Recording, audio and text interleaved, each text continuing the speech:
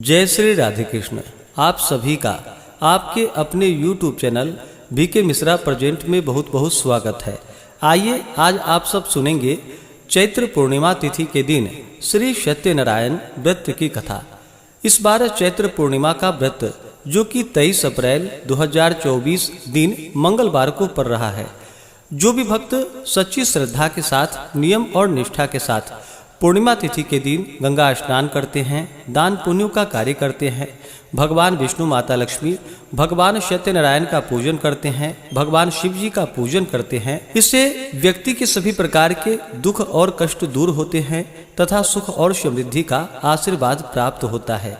हिंदू धर्म में चैत्र पूर्णिमा तिथि का बड़ा ही विशेष महत्व माना गया है। इसे चैती पूनम के नाम से भी जाना जाता है। इस दिन जो कि हनुमान जन्मोत्सव भी मनाया जाता है और हनुमान जी की पूजा अर्चना की जाती है। इससे व्यक्ति के सभी प्रकार के दुख और कष्ट दूर होते हैं तथा सुख और समृद्धि का आशीर्वाद प्राप्त होता है। जो भी भक्त सच्ची श्रद्धा के साथ पूर्णिमा तिथि के दिन भगवान सत्यनारायण का पूजन करते हैं, कथा श्रवण करते हैं, भगवान की आरती करते हैं, इससे भगवान सत्यनारायण अपने भक्तों के सभी प्रकार के दुख और कष्टों को दूर कर देते हैं तथा सुख और समृद्धि का आशीर्वाद प्रदान करते हैं। तो आइए सुनते हैं चैत्र पूर्णिमा तिथि के दिन श्री सत्यनारायण व्रत की कथा। अगर आप पूर्णिमा तिथि के उपलक्ष्य में सत्यनारायण व्रत कथा के लिए ब्राह्मण दक्षिणा, अन्नदान, वस्त्रदान आदि के लिए देना चाहते हो तो आप अपने श्रद्धा और सामर्थ्य के अनुसार हमें डिस्क्रिप्शन में जाकर के वहां से गूगल पे, फोन पे या अकाउंट नंबर के माध्यम से आप अपने श्रद्धा और सामर्थ्य के अनुसार हमें ब्राह्मण दक्षिणा प्रदान कर सकते हैं। तो आइए सुनते हैं चैत्र पूर्णिमा श्री सत्यनारायण व्रत की कथा। तो बोलिए प्रेम से श्री सत्यनारायण भगवान की जय, भगवान विष्णु की जय, माता लक्ष्मी की जय, सर्वदेवी देवता की जय। श्री सत्यनारायण व्रत कथा पहला अध्याय। बहुत समय पहले की बात है। एक समय की बात है, नैमिषारण्य तीर्थ में शौनकादि 88,000 ऋषियों ने श्री सूत जी से पूछा कि हे प्रभु, इस कली काल में वेद विद्या रहित मनुष्यों को भक्ति किस प्रकार से मिल सकती है तथा उनका उद्धार कैसे होगा। हे मुनि श्रेष्ठ, कोई ऐसा तप बतलाइए जिससे थोड़े समय में ही पुण्य की प्राप्ति हो सके और मनोवांछित फल भी मिल जाए। इस प्रकार की कथा सुनने की हम इच्छा रखते हैं। सर्वशास्त्रों के ज्ञाता श्री सूत जी बोले कि हे वैष्णवों में पूज्य, आप सभी ने प्राणियों की हित की बात पूछी है, इसलिए मैं एक ऐसा श्रेष्ठ व्रत आपको बतलाऊंगा जिसे नारद जी ने लक्ष्मी नारायण से पूछा था और लक्ष्मीपति ने मुनि श्रेष्ठ नारद जी से कहा था। आप सब इसे ध्यान से सुनिए। एक समय की बात है, योगीराज नारद जी दूसरों के हित की इच्छा के लिए अनेकों लोकों में घूमते हुए मृत्यु लोक में आ पहुंचे। वहां उन्होंने अनेक योनियों में जन्मे प्रायः सभी मनुष्यों को अपने कर्मों द्वारा अनेकों दुखों से पीड़ित देखा। उसका दुख देख नारद जी सोचने लगे कि कैसा यत्न किया जाए जिसके करने से निश्चित रूप से मानव के दुखों का अंत हो जाए। इसी विचार पर मनन करते हुए विष्णु लोक में गए। वहां वह देवों के इष्ट नारायण की स्तुति करने लगे, जिनके हाथों में शंख, चक्र, गदा और पद्म थे, गले में वरमाला पहने हुए थे। स्तुति करते हुए नारद जी बोले कि हे भगवान, आप अत्यंत शक्ति से संपन्न हैं। मन तथा वाणी भी आपको नहीं पा सकती है। आपका आदि, मध्य तथा अंत नहीं है। निर्गुण स्वरूप सृष्टि के कारण भक्तों के दुख को दूर करने वाले हैं। आपको मेरा नमस्कार है। नारद जी की स्तुति सुनकर भगवान विष्णु बोले कि हे मुनि श्रेष्ठ, आपके मन में क्या बात है? आप किस काम के लिए पधारे हैं, उसे निसंकोच मुझसे कहिए। इस पर नारद जी बोले कि मृत्यु लोक में अनेक योनियों में जन्मे मनुष्य अपने कर्मों के द्वारा अनेकों दुख से दुखी हो रहे हैं। हे नाथ, आप मुझ पर दया रखते हैं तो बतलाइए कि वो मनुष्य थोड़े प्रयास से ही अपने दुखों से कैसे छुटकारा पा सकते हैं। भगवान श्री हरि बोले कि हे नारद, मनुष्यों की भलाई के लिए तुमने बहुत अच्छी बात पूछी है, जिसके करने से मनुष्य मोह से छूट जाता है। यह बात मैं कहता हूँ, उसे सुनो। स्वर्गलोक व मृत्युलोक दोनों में एक दुर्लभ उत्तम व्रत है जो पुण्य देने वाला है। आज प्रेमवश होकर मैं उसे तुमसे कहता हूँ। श्री सत्यनारायण भगवान का यह व्रत अच्छी तरह विधान पूर्वक करके मनुष्य तुरंत ही यहाँ सुख भोग कर मरने पर मोक्ष को पाता है। श्री हरि के वचन को सुनकर नारद जी बोले कि उस व्रत का क्या फल है और उसका क्या विधान है। यह व्रत किसने किया था, इस व्रत को किस दिन करना चाहिए, सभी कुछ विस्तार से बतलाइए। नारद जी की बात सुनकर श्री हरि बोले, दुख व शोक को दूर करने वाला, यह सभी स्थानों पर विजय दिलाने वाला है। मानव को भक्ति व श्रद्धा के साथ शाम को श्री सत्यनारायण की पूजा धर्म परायण होकर ब्राह्मणों व बंधुओं के साथ करनी चाहिए। भक्ति भाव से ही नैवेद्य, केले का फल, घी, दूध और गेहूं का आटा सवाया ले। गेहूं के स्थान पर साठी का आटा, शक्कर तथा गुड़ लेकर सभी भक्ष्य भोज्य पदार्थों को मिलाकर भगवान को भोग लगाएं। ब्राह्मणों सहित बंधु बांधवों को भी भोजन कराए। इसके बाद स्वयं भोजन करे, भजन कीर्तन के साथ भगवान की भक्ति में लीन हो जाएं। इस तरह से सत्यनारायण भगवान का यह व्रत करने पर मनुष्य की सारी इच्छाएं निश्चित रूप से पूरी होती है। इस कली काल अर्थात कलयुग में मृत्यु लोक में मोक्ष का यह एक सरल उपाय बतलाया गया है। इस प्रकार से श्री सत्यनारायण व्रत कथा में पहले अध्याय की कथा पूर्ण हुई। तो बोलिए प्रेम से श्री सत्यनारायण भगवान की जय। श्री सत्यनारायण दूसरे अध्याय की कथा। सूत जी बोले कि हे ऋषियों, जिसने पहले समय में इस व्रत को किया था उसका इतिहास कहता हूँ, ध्यान से सुनो। सुंदर काशीपुर नगरी में एक अत्यंत निर्धन ब्राह्मण रहता था। भूख प्यास से परेशान वह धरती पर घूमता रहता था। ब्राह्मणों से प्रेम करने वाले भगवान ने एक दिन ब्राह्मण का वेश धारण कर उसके पास जाकर पूछा कि हे विप्र, नित्य दुखी होकर तुम पृथ्वी पर क्यों घूमते हो? दीन ब्राह्मण बोला, मैं निर्धन ब्राह्मण हूँ, भिक्षा के लिए धरती पर घूमता हूँ। हे भगवान, यदि आप इसका कोई उपाय जानते हो तो बतलाइए। वृद्ध ब्राह्मण कहते हैं कि सत्यनारायण भगवान मनोवांछित फल देने वाले हैं, इसलिए तुम उनका पूजन करो। इसे करने से मनुष्य सभी दुखों से मुक्त हो जाता है। वृद्ध ब्राह्मण बनकर आए सत्यनारायण भगवान उस निर्धन ब्राह्मण को व्रत का सारा विधान बतलाकर अंतर ध्यान हो गए। ब्राह्मण मन ही मन सोचने लगा कि जिस व्रत को वृद्ध ब्राह्मण करने को कह गए हैं मैं उसे जरूर करूंगा। यह निश्चय करने के बाद उसे रात में नींद नहीं आई।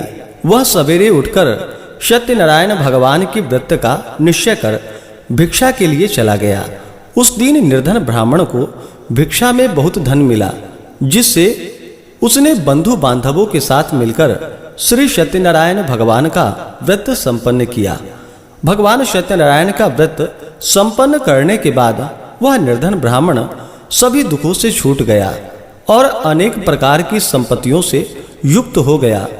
उसी समय से यह ब्राह्मण हर माह इस व्रत को करने लगा।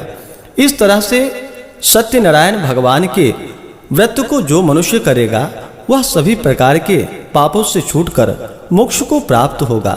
जो मनुष्य इस व्रत को करेगा वह भी सभी दुखों से मुक्त हो जाएगा। श्री सूत जी बोले, इस तरह से नारद जी से नारायण जी का यह कहा हुआ श्री सत्यनारायण व्रत को मैंने तुमसे कहा। हे विप्रो, मैं अब और क्या कहूँ? ऋषि बोले कि हे मुनिवर, संसार में उस विप्र से सुनकर और किस किस ने इस व्रत को किया, हम सब इस बात को सुनना चाहते हैं, इसलिए हमारे मन में श्रद्धा का भाव है। सूत जी बोले कि हे मुनियों, जिसने इस व्रत को किया है वह सब सुनो। एक समय वही विप्र धन व ऐश्वर्य के अनुसार अपने बंधु बांधवों के साथ इस व्रत को करने को तैयार हुआ। उसी समय एक लकड़ी बेचने वाला बूढ़ा आदमी आया और लकड़ियां बाहर रखकर अंदर ब्राह्मण के घर गया। प्यास से दुखी वह लकड़हारा उनको व्रत करते देख विप्र को नमस्कार कर पूछने लगा कि आप यह क्या कर रहे हैं तथा इसे करने से क्या फल मिलता है, कृपा करके मुझसे भी बतलाइए। ब्राह्मण ने कहा कि यह सब मनोकामनाओं को पूरा करने वाला है। यह सत्यनारायण भगवान का व्रत है। इसकी कृपा से ही मेरे घर में धन धान्य आदि की वृद्धि हुई है। विप्र से सत्यनारायण व्रत के बारे में जानकर लकड़हारा बहुत प्रसन्न हुआ। चरणामृत लेकर वह प्रसाद खाने के बाद अपने घर गया। लकड़हारे ने अपने मन में संकल्प किया कि आज लकड़ी बेचने से जो धन प्राप्त होगा उसी से मैं श्री सत्यनारायण भगवान का उत्तम व्रत करूंगा। मन में इस विचार को लेकर बूढ़ा आदमी सिर पर लकड़ियां रखकर उस नगर में बेचने गया जहां पर धनी लोग ज्यादा रहते थे। उस नगर में उसे अपनी लकड़ियों का दाम पहले से 4 गुना अधिक प्राप्त हुआ। बूढ़ा प्रसन्नता के साथ दाम लेकर केले, शक्कर, घी, दूध, दही और गेहूं का आटा ले भगवान सत्यनारायण के व्रत की अन्य सामग्रियां लेकर अपने घर गया। वहां उसने अपने बंधु बांधवों को बुलाकर विधि विधान से सत्यनारायण भगवान का पूजन और व्रत किया। इस व्रत के प्रभाव से वह बूढ़ा लकड़हारा धन, पुत्र आदि से युक्त होकर संसार के समस्त सुख भोग अंतकाल में वैकुंठ धाम को चला गया। इस प्रकार से श्री सत्यनारायण व्रत कथा में दूसरे अध्याय की कथा पूर्ण हुई। तो बोलिए प्रेम से श्री सत्यनारायण भगवान की जय। तीसरे अध्याय की कथा। सूत जी बोले, हे श्रेष्ठ मुनियों, अब आगे की कथा कहता हूँ। पहले समय में उल्कामुख नाम का एक बुद्धिमान राजा था। वह सत्यवक्ता और जितेंद्रिय था। प्रतिदिन दिव्य स्थानों में जाता और निर्धनों को धन देकर उनके कष्ट दूर करता था। उसकी पत्नी कमल के समान मुख वाली तथा सती साध्वी थी। भद्रशिला नदी के तट पर उन दोनों ने श्री सत्यनारायण भगवान का व्रत किया। उसी समय साधु नाम का एक वैश्य आया। उसके पास व्यापार करने के लिए बहुत सा धन भी था। राजा को व्रत करते देखकर वह विनय के साथ पूछने लगा, हे राजन, भक्ति भाव से पूर्ण होकर आप यह क्या कर रहे हैं? मैं सुनने की इच्छा रखता हूँ, आप मुझे बतलाइए। राजा बोला कि हे साधु, अपने बंधु बांधवों के साथ पुत्रादि की प्राप्ति के लिए एक महाशक्तिमान श्री सत्यनारायण भगवान का व्रत व पूजन कर रहा हूँ। राजा के वचन सुनकर साधु आदर से बोले कि हे राजन, मुझे इस व्रत का सारा विधान कहिए। आपके कथानुसार मैं भी इस व्रत को करूँगा। मेरी भी संतान नहीं है और इस व्रत को करने से निश्चित रूप से मुझे संतान की प्राप्ति होगी। राजा से व्रत का सारा विधान सुनकर व्यापार से निवृत्त हो वह अपने घर गया। साधु वैश्य ने अपनी पत्नी को संतान देने वाले इस व्रत का वर्णन कह सुनाया और कहा कि जब मेरी संतान होंगी तब मैं इस व्रत को करूंगा। साधु ने इस तरह के वचन अपनी पत्नी लीलावती से कहे। एक दिन लीलावती पति के साथ आनंदित हो सांसारिक धर्म में प्रवृत्त होकर सत्यनारायण भगवान की कृपा से गर्भवती हो गई। 10वें महीने में उसके गर्भ से एक सुंदर कन्या ने जन्म लिया। दिनों दिन वह ऐसे बढ़ने लगी जैसे कि शुक्ल पक्ष का चंद्रमा बढ़ता है। माता पिता ने अपनी कन्या का नाम कलावती रखा। एक दिन लीलावती ने मीठे शब्दों में अपने पति को याद दिलाया कि आपने सत्यनारायण भगवान के जिस व्रत को करने का संकल्प लिया था उसे करने का समय आ गया है। आप इस व्रत को करिए।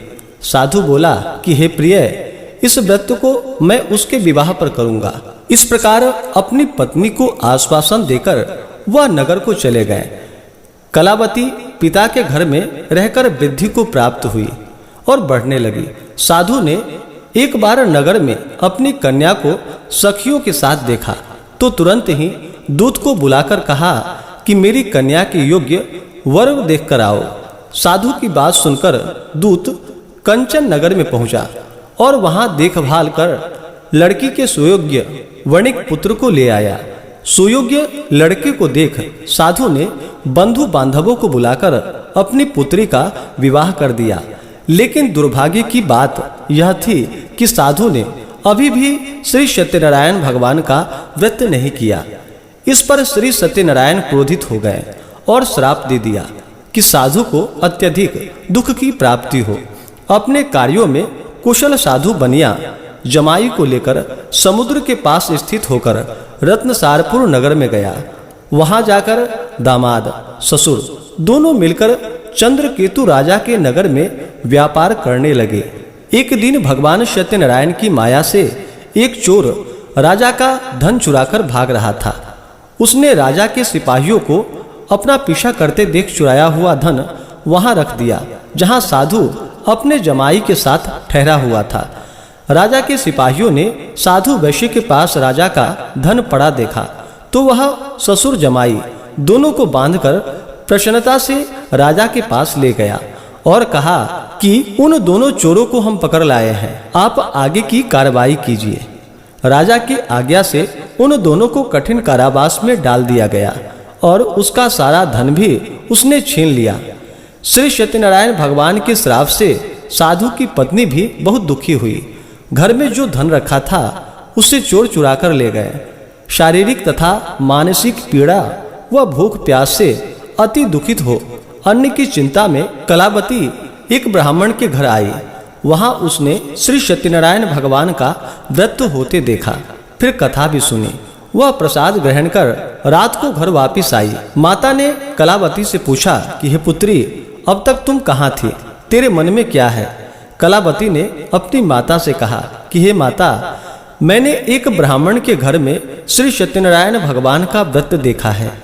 कन्या के वचन सुन लीलावती भगवान के पूजन के लिए तैयारी करने लगी।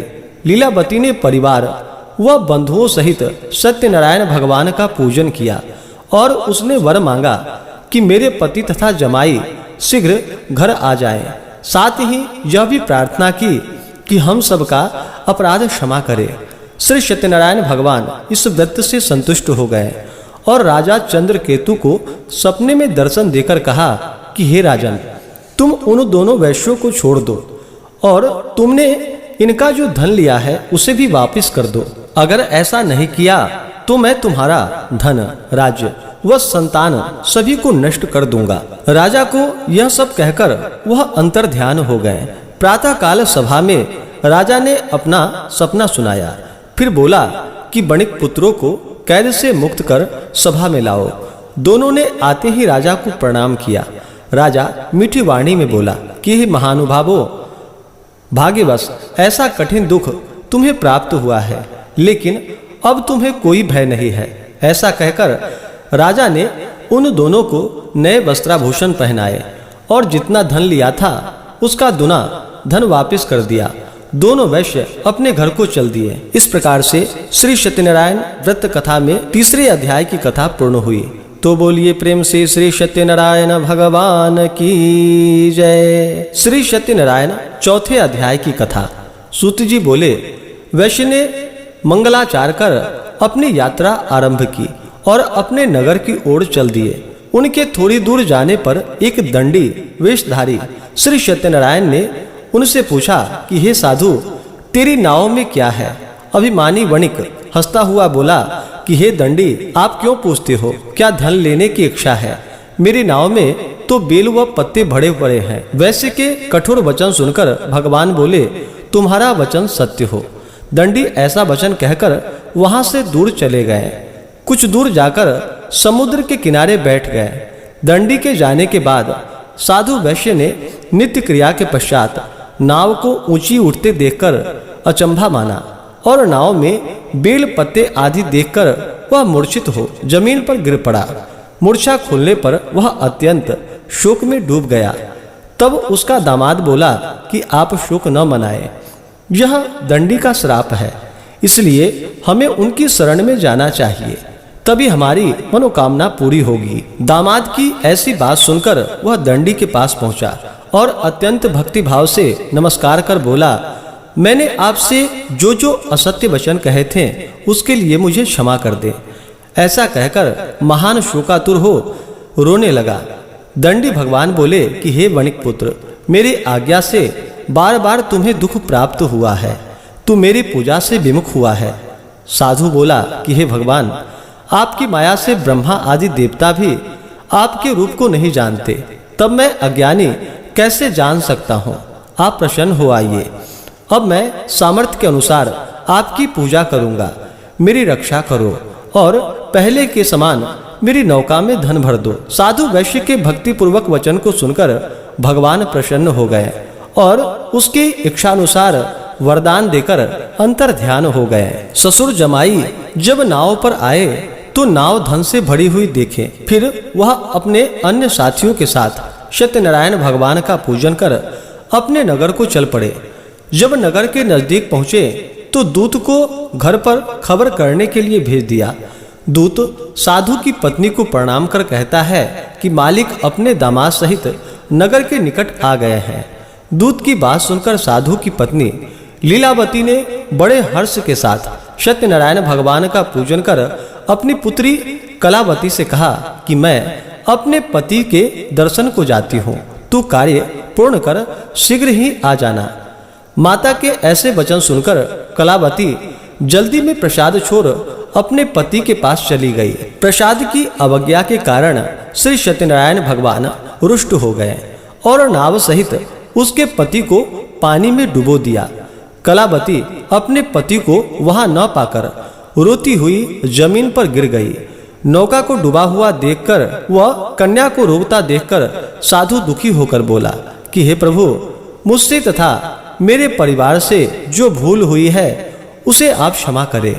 साधु के दीन वचन को सुनकर सत्यनारायण भगवान प्रसन्न हो गए और आकाशवाणी हुई कि हे साधु, तेरी कन्या मेरे प्रसाद को छोड़कर आई है, इसलिए इसका पति अदृश्य हो गया है। यदि वह घर जाकर प्रसाद खाकर लौटती है तो इसे इसका पति अवश्य ही प्राप्त होगा। ऐसी आकाशवाणी को सुनकर कलावती घर पहुंचकर प्रसाद खाती है और फिर आकर अपने पति के दर्शन करती है। इसके बाद साधु अपने बंधु बांधवों सहित श्री सत्यनारायण भगवान का विधि विधान से पूजन करता है। इस लोक का सुख भोग वह अंत में स्वर्ग को प्राप्त होता है। इस प्रकार से श्री सत्यनारायण व्रत कथा में चौथे अध्याय की कथा पूर्ण हुई। तो बोलिए प्रेम से श्री सत्यनारायण भगवान की जय। श्री सत्यनारायण 5वें अध्याय की कथा। सूत जी बोले कि हे ऋषियों, मैं और भी एक कथा सुनाता हूँ, उसे भी ध्यान पूर्वक सुनो। प्रजा पालन में लीन तुंगध्वज नाम का एक राजा था।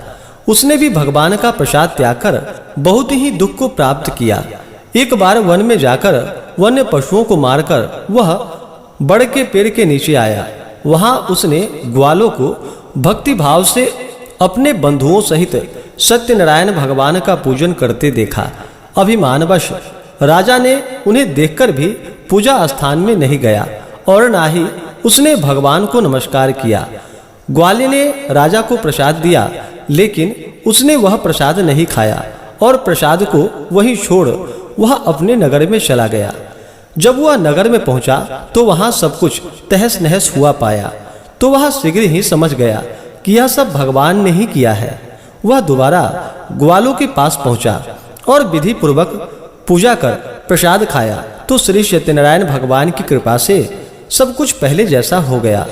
दीर्घ काल तक सुख भोगने के बाद मरणोपरांत उसे स्वर्ग लोक की प्राप्ति हुई। जो मनुष्य परम दुर्लभ इस व्रत को करेगा तो भगवान सत्यनारायण की अनुकंपा से उसे धन धान्य की प्राप्ति होगी।